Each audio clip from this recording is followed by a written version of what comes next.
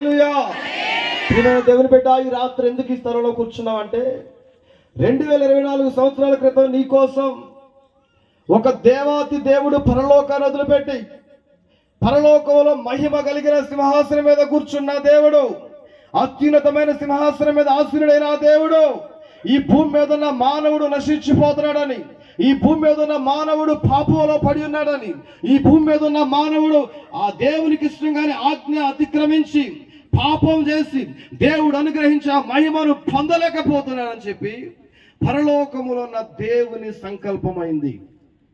ఆయన అనుకున్నాడు, భూమి మీదకి ఎంతో మంది ప్రవక్తలు నేను పంపించాను, భూమి మీదకి నేను ఎంతో మంది దేవదూతలు లాంటి వాళ్ళు పంపించాను, కానీ ఏ కార్యం జరగట్లేదు.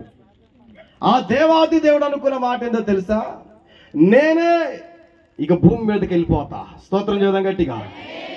నేనే ఆ భూమి మీదకి దిగి వస్తా అని చెప్పి దేవుడే ఆ పరలోకములో ఆలోచన చేసుకున్నాడంట. చాలా మంది అంటారు, క్రిస్మస్ పండుగ అంటే ఏందండి, ఈ మధ్య కాలంలో వెలిసిన దేవుడు, ఈ మధ్య కాలంలో పుట్టిన దేవుడు కదా అంటారు. తెలియక యేసుక్రీస్తు ప్రభువారు పుట్టుక అది ఇప్పుడుది కాదండి. భూమికి రవ్వంతైన లేక మునిపే ఆయన ఉన్న దేవుడు. ఆయన ఏం చేశాడో తెలుసా? ఆయన ఆకాశం ఆయన సింహాసనం అంట. దేవుడు ఎంత గొప్ప దేవుడో మీకు తెలుసా? అసలు ఆకాశం ఆయన సింహాసనము, ఈ భూమి ఆయన పాదపీఠం, ఒక కాలు పెట్టుకునే చోటు ఈ భూమి. అంత గొప్ప దేవుడు ఆయన.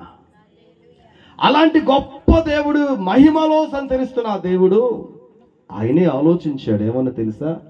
నేను ఈ భూమి మీదకి వెళ్దామని ఆశపడ్డాడు ఆయన. చాలా జాగ్రత్తగా. ఆయనే తన స్వరూపాన్ని అంతటిని కోల్పోయి, తన మహిమనంతటిని కోల్పోయి, తన యొక్క ఆ మహిమనంతటిని వదిలిపెట్టి, అత్యున్నతమైన సింహాసనాన్ని వదిలిపెట్టి దీనుడుగా ఆయన మానవ ఆకారాన్ని ధరించి 2024 సంవత్సరాల క్రితం కన్య మరియ గర్భములో ఆయన జన్మించాడండి. స్తోత్రం చెబుదాం గట్టిగా. అసలు క్రిస్మస్ అంటేనే త్యాగంతో కూడింది. మీకు అర్థం కావట్లేదు. క్రిస్మస్ అంటే ఏదో తెలుసా? త్యాగంతో కూడిందండి క్రిస్మస్ అంటే. చాలా మంది ఈ రోజుల్లో తేలిగ్గా మాట్లాడుతూ హ్యాపీ క్రిస్మస్ హ్యాపీ క్రిస్మస్ అని చెప్పుకుంటారు, కానీ ఆ రోజుల్లో క్రిస్మస్ అనేది ఎంత వేదనకరమైన క్రిస్మస్ మీరు ఆలోచన చేద్దాం. ఒక చిన్న మాట చెబుతానండి. ఒక పెళ్లి కావాల్సిన అమ్మాయి ఒక కన్యక ఉంది. ఆ కన్యక పురుషుడితో ప్రదానం చేయబడ్డదంట. ఏం చేయబడ్డది చెప్పండి? ప్రదానం చేయబడ్డదంటే అర్థం ఏంటో తెలుసా? ప్రదానం అనేది సగం మ్యారేజ్తో సమానం. ఇంకా ఎప్పుడైతే ప్రదానం చేయబడ్డదో ఈ అమ్మాయి ఈ అబ్బాయి కొరకే ప్రత్యేకించబడిందని చెప్పి ఆ కన్యకని ప్రతిష్ఠించారు, ప్రదానం చేశారు. అలా ప్రదానం చేయబడిన ఆ కన్యక ఒకరోజు మంచిగానండి, ఒకరోజు ఏం చేస్తుందంటే కూర్చొని ప్రార్థన చేసుకుంటుంది. అలా ప్రార్థన చేసుకుంటున్నప్పుడు పరలోకం నుంచి ఒక దేవదూత, గాబ్రియేల్ అనే దేవదూత పెళ్లి కావాల్సిన ఆ కన్యక దగ్గరకు, ఆమె పేరేందో మీకు తెలుసు. ఏం పేరు చెప్పండి గట్టిగా? మరియమ్మ గారు. ఆ మరియమ్మ గారు కూర్చొని అలా ప్రార్థన చేసుకుంటా ఉంటే పరలోకం వచ్చి గాబ్రియేల్ అనే దేవదూత ఆ కన్య మరియ దగ్గరకు వచ్చింది.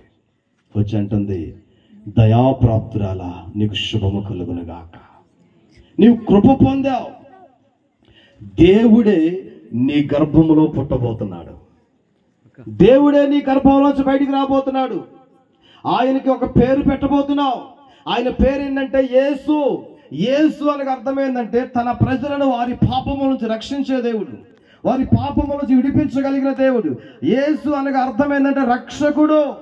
ఆ రక్షకుడైన దేవుడు నీ గర్భములోంచి బయటికి రాబోతున్నాడమ్మా అంటే ఆ బిడ్డ అంటది, ఇది ఎలాగూ సాధ్యం?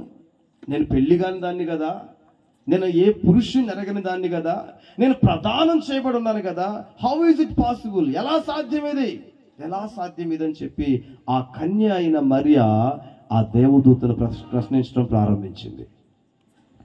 అప్పుడు ఆ దేవదూత అంటుంది, చాలా జాగ్రత్తగా, this is the wonderful word, ఈ మాట కోసం నేను చెప్తా ఉన్నా. ఆ దేవదూత అంటుంది, అమ్మా, పరలోకం నుంచి నీ మీదకి ఒక శక్తి దిగిరాబోతుంది. గట్టిగా చప్పట్లు కొట్టి స్తోత్రం చేద్దాం. ఇంకా గట్టిగా చప్పట్లు కొడదాం. ఆ శక్తి ఏంటో తెలుసా?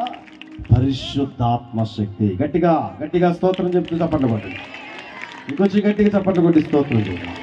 ఆ పరిశుద్ధాత్మ శక్తి ఎప్పుడైతే నిన్ను ఆవరించిందో, ఆ పరిశుద్ధాత్మ శక్తి ఎప్పుడైతే నిన్ను కమ్ముకుంటుందో, నీ గర్భములో ఒక శిశువు తయారవుతాడంతే. గట్టిగా చప్పట్లు కొడదాం, గట్టిగా స్తోత్రం చెప్పండి. అను కనబోయే అబ్బాయి సాధారణంగా మానవులైన వాళ్ళు పాపం చేస్తే పుట్టే కుమారుడు కాదు. దేవాది దేవుడే ఈ భూలోకంలో నీ గర్భాన్ని ఎన్నుకున్నాడు. నీ గర్భంలో నుంచి ఈ ప్రజలను రక్షించడం కొరకు, వారి పాపములు తొలగించడం కొరకు నీ గర్భములో నుంచి ఆ దేవుడు బయటికి రాబోతున్నాడు అని చెప్పిన వెంటనే ఆ బిడ్డ అంటది, నీ చిత్త ప్రకారం జరుగునుగాక అన్నంట. ఎవరండి ఆ మాటకు ఒప్పుకునేది? మీరు చెప్పండి. ఏం ఆలోచించాలి ఆ మరియమ్మ గారు? మా అమ్మ ఏమంటుందో, మా నాన్న ఏమంటాడో, లేకపోతే నా స్నేహితులు ఏమంటారో, నా ఊరోళ్ళు ఏమంటారో, నా బంధువులు ఏమంటారో అనే విషయాన్ని ఆ బిడ్డ ఆలోచించలే.